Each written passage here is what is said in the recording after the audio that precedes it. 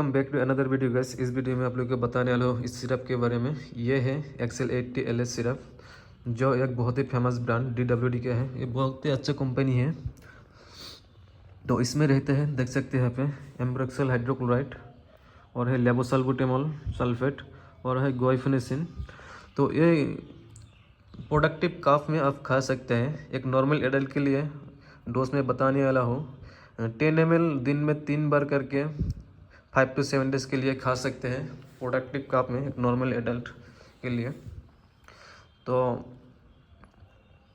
देख सकते हैं इसका कंपोजिशन यहाँ पर आपको दिखा दे, तो आप लोग पॉज करके देख सकते हैं।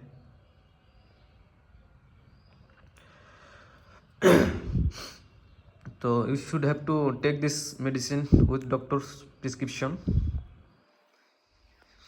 एंड इसके साइड इफ़ेक्ट वगैरह भी बताने वाला हूँ मैं। तो ये खाने के बाद आपको डिजीनेस हो सकते हैं, नोज़िया भी हो सकते हैं, वॉमिटिंग भी हो सकते हैं, एक्सेसिव स्लीप भी हो सकते हैं।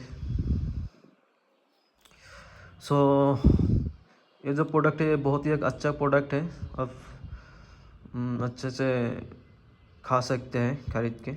सो guys, that's it for this video. Thanks for watching. Bye bye.